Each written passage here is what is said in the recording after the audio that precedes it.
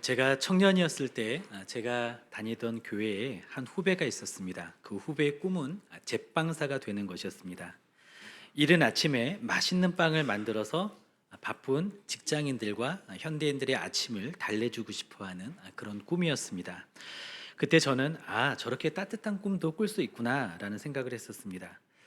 그런데 과거에는요, 지하철역 주변이나 버스 정류장 주변에 일찍 여는 제과점이 있었습니다. 그런데 이것도 사라진 풍경 중에 하나가 된 것 같습니다. 로마서 15장의 중심 주제는 복음 안에서 하나 된 교회가 세상에 복음을 전파하는 것입니다. 그리고 오늘 본문은 하나님께 영광을 돌리기 위해서는 반드시 하나됨, 연합이 있어야 한다는 것을 강조하는 말씀입니다. 그 연합의 과정은요, 빵을 만드는 과정과 같습니다. 빵을 만드는 과정은 크게 세 부분으로 나뉜다고 합니다. 첫째는 반죽이고요, 두 번째는 발효, 그리고 성형 후 굽기, 이렇게 세 과정이 있다고 합니다. 반죽은 여러 가지가 뒤섞여 있는 가루를 물에 부어 익혀 개는 것이죠. 서로 다른 우리가 이타심으로 반죽될 때 우리는 연합됩니다. 발효는 미생물의 효소를 이용해서 식물의 유기물을 분해시키는 과정입니다. 우리가 인내로 발효되고 위로로 숙성될 때 우리는 연합됩니다. 성형은 일정한 형체로 만드는 것이죠. 빵 모양을 만드는 것입니다. 우리가 용납 빵틀로 성형되고 사랑의 화덕에서 구워질 때 우리는 개성을 가지고 있으면서도 하나됨, 연합을 이루게 됩니다. 그런 의미에서 오늘 설교 제목을 반죽과 발효와 성형 및 굽기가 있는 집, 한 마음 제과점으로 이름을 지었습니다. 오늘 본문을 통해서 우리가 하나 되기를 바라시는 하나님의 음성을 듣기를 원합니다. 첫째로 한 마음 제과점은 빵을 이타심으로 반죽을 합니다. 믿음이 강한 사람은 믿음이 약한 사람을 배려해야 합니다. 그리고 우리 각 사람은 자신이 아닌 이웃을 기쁘게 하려는 노력을 해야 합니다. 그렇게 하면 하나님의 선을 이루고 의와 평강과 희락이라는 덕을 세우게 됩니다. 우리 1절과 2절 말씀을 함께 읽겠습니다. 믿음이 강한 우리는 마땅히 믿음이 약한 자의 약점을 담당하고 자기를 기쁘게 하지 아니할 것이라. 우리 각 사람이 이웃을 기쁘게 하되 선을 이루고 덕을 세우도록 할지니라. 아멘. 여기에서 약한 자의 약점을 담당하라고 하는데, 약점을 담당하라의 원문의 뜻은 다른 사람의 짐을 나누어 짐으로써 부담을 덜어주라라는 뜻입니다. 아빠가 낑낑대는 아들의 가방을 들어주듯이 짐에 대한 부담을 덜어주는 모습이 우리에게도 있어야 한다라는 것이죠. 내가 져야 할 짐이 있음에도 불구하고 우리는 나보다 연약한 사람이 보이면 그 짐을 덜어주고자 하는 이타심이 있어야 합니다. 그런데 만일 가정에서 가장에게 이타심이나 너그러움이 없다면 그 가정의 분위기는 어떨까요? 가족의 사기는 꺾일 수밖에 없을 것입니다. 가장이 흠잡는 데 급급하다면 그 구성원들은 마음이 피폐해지고 곧 의욕을 잃게 될 것입니다. 그리고 가장이 몰아붙이는 그 기준에 어차피 자신들은 도달하지 못할 것이라는 생각이 들면서 가족들은 아무런 노력도 하지 않게 될 것입니다. 그런 가정과 비슷한 모습으로 교회가 그런 분위기를 갖게 되면 어떻게 될까요? 마찬가지가 되겠죠. 그래서 1절 말씀은 서로의 결점을 들추면서 심판하지 말고 이타적으로 너그럽게 대하라, 그렇게 권하고 있는 것입니다. 참고로 약점이나 결점은 폐역이나 불순종과는 다릅니다. 우리 모두는 하나님의 기준에 너무나도 부족하기 때문에 예외 없이 우리는 실패할 수밖에 없습니다. 크든 작든 우리는 죄를 짓게 됩니다. 우리는 그때마다 다시 일어나서 주님께 죄를 고백하면서 그 죄를 이겨낼 능력을 달라고 또 간구하죠. 그런데 어떤 분들은 자신의 약점을 내세워서 자신의 죄를 정당화할 뿐 그것을 극복할 생각을 하지 않는 경우가 있습니다. 그런데 그것은 고의적인 불순종이 되고 바로 폐역이 되는 것입니다. 약점과 폐역의 차이는 자신의 부족함을 깨닫고 진정으로 회개하고 있는지, 아니면 같은 일이 일어나지 않도록 노력하고 있는지, 그것을 보면 알 수 있습니다. 그런데 변화될 의지가 없고 노력할 마음이 없다면 그것은 폐역이고 그거는 불순종이 되는 것이죠. 그리고요, 때때로 우리는 상처를 핑계로 자신을 정당화하고는 하죠. 그런데 이것도 경우에 따라서는 폐역이 될 수가 있습니다. 그러니 우리는 이것도 주의해야 합니다. 그리고 지난주에는 한 공동체 안에서나 교회 안에서의 용납과 연합에 대한 말씀을 나누었었습니다. 오손도손한 관계, 후덕한 사랑, 그리고 화평 안에서의 양심에 대한 말씀을 나누었죠. 2절 말씀은 교회 안에서 성도 관계에 교회 안에서 성도 관계, 그러한 오손도손하고 후덕하고 화평이 있는 그런 관계를 뛰어넘어서 교회가 이제 세상의 이웃들과 어떤 관계를 가져야 할지 그 관계를 확장시켜서 말씀합니다. 여기에서도 동일하게 우리는 이타심을 가져야 합니다. 이웃을 기쁘게 하고자 하는 의지를 가지고 그것으로 선을 이루고 덕을 세우도록 노력해야 합니다. 그리고 이어지는 3절 말씀은 이타심을 가지도록 우리에게 동기부여를 하시는데요. 이타심과 이웃사랑의 모범 대신 예수님을 바라보게 합니다. 그래서 우리에게 의욕을 줍니다. 우리 3절 말씀을 함께 읽겠습니다. 3절입니다. 그리스도께서도 자기를 기쁘게 하지 아니하셨나니 기록된 바 주를 비방하는 자들의 비방이 내게 미쳤나이다 함과 같으니라. 아멘. 예수님은 어떤 분이셨습니까? 근본 하나님의 본체이셨습니다. 하나님이셨죠. 그렇기 때문에 모든 사람은 예수님을 섬겨야 했습니다. 예수님께서 성육신하신 이후에도 예수님은 지구상에서 섬김을 받아야 할 가장 큰 권리를 가지신 분이셨습니다. 하지만 예수님은 하나님과 동등됨을 취할 것으로 여기지 않으시고 자기를 비우셨죠. 그 다음에는 섬기기 위해 자신을 낮추셨습니다. 예수님은 자신의 만족을 위해서 살지 않으셨습니다. 오히려 이웃을 섬기는데 일생을 보내셨습니다. 자신의 안위와 꿈을 쫓지 않으셨습니다. 우리 주님은 아버지께 순종하시면서 또 이웃을 위해 희생하시는 삶을 사셨습니다. 또한 우리의 부족함을 채우기 위해 자신을 버리셨습니다. 주님은 공생의 기간 동안 충분히 주무시지도 못했습니다. 집도 없으셨습니다. 사생활도 없으셨습니다. 여우도 굴이 있다고 하시면서 그러나 인자는 머리 둘 곳이 없다라고 하실 정도로 주님은 바쁘고 쫓기고 안위할 곳이 없는 그런 삶을 사셨습니다. 주님은 누릴 수 있는 재물도 없으셨습니다. 친구의 위로도 기대하실 수가 없었습니다. 그저 주어진 모든 것을 통해서 이웃들을 섬기고 축복하셨습니다. 우리는 그런 예수님을 본받기를 원합니다. 물론 남들의 기쁨을 위해서 산다라는 것은 정말 어려운 일이죠. 자기 자신을 버리는 것도 쉽지 않습니다. 그러나 우리는 우리를 위해 그렇게 사셨던 예수님을 본받기 위해서 노력하기를 원합니다. 그런 모습으로 믿음이 강한 자도 또 믿음이 약한 자도 우리 각 사람은 한 덩이가 되어서 이타심으로 이겨지고 개어지는 공동체가 되기를 바랍니다. 두 번째로 한마음 제과점의 빵은 인내로 발효되고 위로로 숙성됩니다. 우리가 이타적인 삶을 살 때 여러 가지 어려움들이 생겨나죠. 우리들은 그것을 어떻게 해결해야 할까요? 우리도 본능적으로 자신의 기쁨과 유익을 좋아합니다. 내가 편했으면 좋겠고 내가 많이 누렸으면 좋겠습니다. 그런데 우리가 이타적인 삶을 살려면 우리는 이러한 것들을 포기해야 합니다. 우리가 이것을 희생한다면 우리는 그러면 어디에서 위로를 받고 어디에서 보살핌을 받을까요?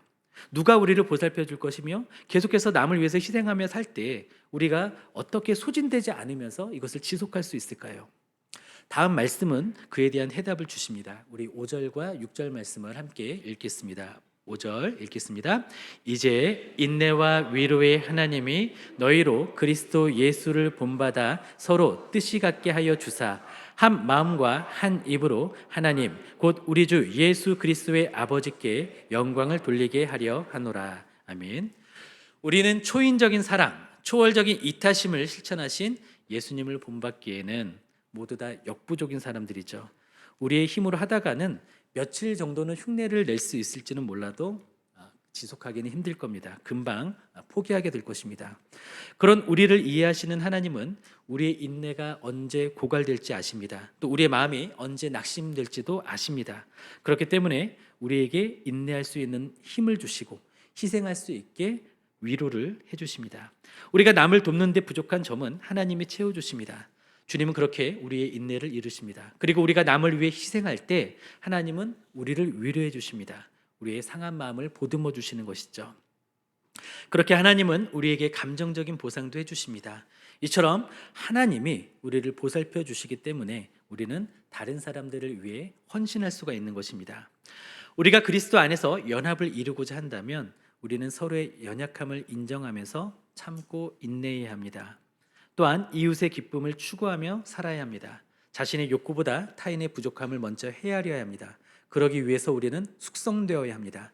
하나님의 인내를 효모 삼아서 발효되고 하나님의 위로의 온도 속에서 우리는 숙성되어야 합니다. 어린 왕자의 저자 생특지베리는 나를 찾아 떠나는 여행이라는 다른 책도 썼는데요. 그는 이 책에서 사랑에 대해서 잘 정의를 했습니다. 사랑은 서로 마주보는 것이 아니라 함께한 방향을 바라보는 것이다. 이렇게 정의를 내렸습니다. 우리가 사랑으로 연합할 때 우리는 한 마음과 한 뜻이 됩니다. 그리고 우리가 사랑으로 하나 될 때 우리는 거기 계신 하나님을 함께 바라볼 수 있게 됩니다. 우리는 하나가 될 수 있습니다. 인내와 위로의 하나님은 우리가 예수님을 본받을 수 있도록 해주십니다. 그때 우리는 서로 같은 뜻을 품게 됩니다. 한 마음으로 하나님께 영광을 돌리고 한 입으로 하나님께 찬양할 수 있게 됩니다. 우리는 하나님의 인내와 위로를 통해 이타적인 사랑을 숙성시킬 수 있습니다. 그렇게 예수님을 본받아 한 마음, 한 뜻, 한 방향성을 갖게 되는 것입니다. 그럼으로써 하나님께 영광을 돌릴 준비가 되는 것이죠. 궁극적으로 그리스도의 몸된 교회는 한 마음, 한 목소리로 주님을 찬양하고 주님께 영광을 돌려야 합니다. 그런데 우리가 서로 감싸주지 못하고 오히려 심판하고 정죄해야 한다면 어떻게 한 몸이 되어서 주님께 영광을 돌릴 수 있겠습니까? 또한 자기 자신만을 위하고 형제들의 어려움을 모른 채 한다면 어떻게 한 몸이 되어 주님을 찬양하고 주님께 영광을 돌릴 수 있을까요? 지체들과 올바른 관계를 맺는 것은 하나님과 올바른 관계를 맺는 것과 맞물려 있습니다. 우리가 서로 사랑하는 것과 하나님께 영광을 돌리는 것은 불과분의 관계에 있습니다. 몸이 하나가 되지 않으면 결코 머리 대신 주님께 영광을 돌릴 수 없기 때문입니다. 우리는 이타적인 삶을 삶으로써 하나가 될 수 있습니다. 그러나 우리는 그런 삶을 살아낼 힘이 없죠. 그렇기 때문에 우리는 하나님의 인내와 위로를 구해야 합니다. 주님께서 공급해 주시는 힘으로 사랑으로 섬기고 하나됨을 이루어야 합니다. 하나님의 인내로 발효되고 하나님의 위로로 우리는 그렇게 숙성되어야 합니다. 셋째로 한마음 제과점의 빵은 용납 빵틀로 성형이 되고 사랑의 화덕에서 구워집니다. 우리는 하나님의 형상으로 지음을 받은 피조물들입니다. 이것은 큰 의미를 갖습니다. 사람은 다른 피조물들과 다르게 하나님의 형상으로 지음을 받았는데요. 우리도 다른 피조물도 생명을 지녔죠. 그러나 우리는 하나님의 형상이라는 형상으로 지음을 받았다라는 그것 때문에 다른 피조물들과는 확연하게 구별이 됩니다. 십계명의 제6계명 어떤 것인지 혹시 아십니까? 바로 살인하지 말라입니다. 하나님께서 살인을 금하신 이유는 물론 생명 존중의 의미가 있습니다. 그런데 더 깊은 의미가 있습니다. 살인이 바로 하나님의 영광을 훼손하는 행위이기 때문에 그렇습니다. 우리는 하나님의 형상으로 지음을 받은 하나님의 걸작품입니다. 살인이나 더 나아가서 그 사람의 인격을 모독하는 것, 인격살인은 바로 그 걸작품을 만드신 하나님의 영광을 훼손하는 것이 됩니다. 한 예로 어느 화가의 명작이 누군가가 그 명작을 무시하고 부주의하게 대해서 찢어버린다면 그것은 그 작품을 그린 화가에 대한 모독이 되는 것이죠. 하나님의 형상으로 지음을 받은 우리는 하나님의 아들, 하나님의 딸들, 하나님의 붕어빵들입니다. 하나님의 걸작품들입니다. 우리 옆에 계신 분들과 함께 좀 이렇게 인사를 나누면 어떨까요? 당신은 하나님의 걸작입니다. 이렇게 한번 인사를 나눠볼까요?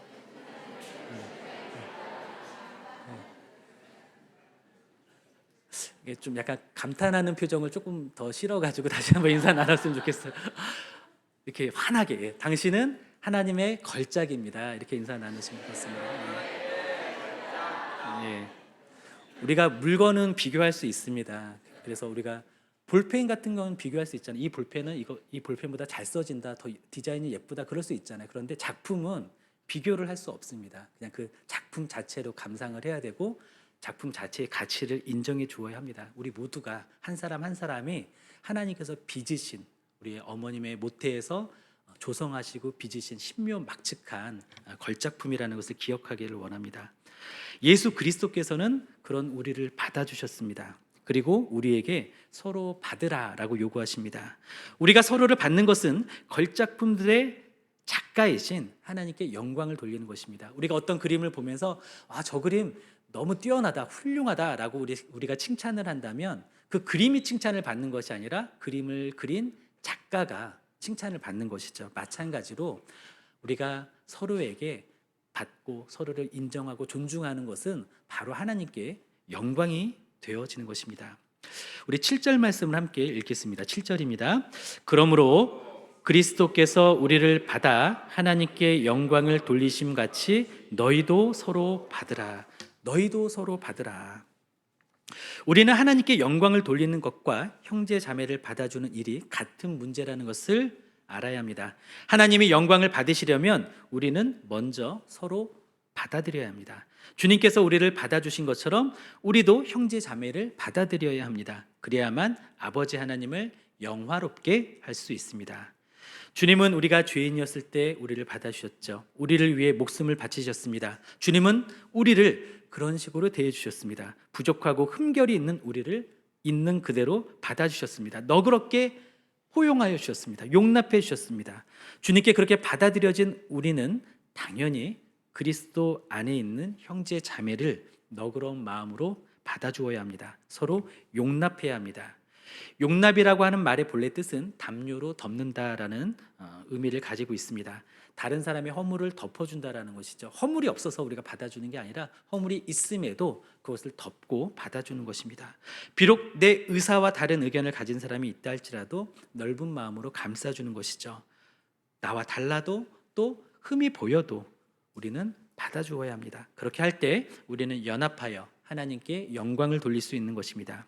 우리는 연합을 위해 서로 받아야 합니다. 용납해야 합니다. 그렇다고 죄나 옳지 않은 것까지 받아들여서는 아니 되겠죠. 또 하나가 된다는 것, 연합한다라는 것은 우리 모두가 똑같은 일을 해야 한다는 것을 의미하지는 않습니다. 우리 서로의 사역이 다를 수 있고 은사가 다르고 또 살아가는 방식에도 차이가 있습니다. 그렇다고 해서 우리가 원하는 대로 믿고 또 좋을 대로 살아도 된다는 것은 아닙니다. 우리는 다르지만 우리 모두에겐 또 틀림없이 지켜야 할 본분이 있습니다. 기본적인 원칙이 있습니다. 무엇보다도 우리는 주 예수를 믿고 우리를 대신해서 주님이 이루신 일들을 믿어야 합니다. 복음을 믿어야 합니다. 또한 예수님께서 이루신 구원을 받아들이고 하나님의 가족으로 거듭나야 합니다. 그리고 우리 모두는 주님께 복종하고 말씀의 권위에 엎드려야 합니다. 말씀을 전하는 저나 여러분들이나 말씀 앞에서는 똑같이 순종과 복종의 태도를 가져야 됩니다.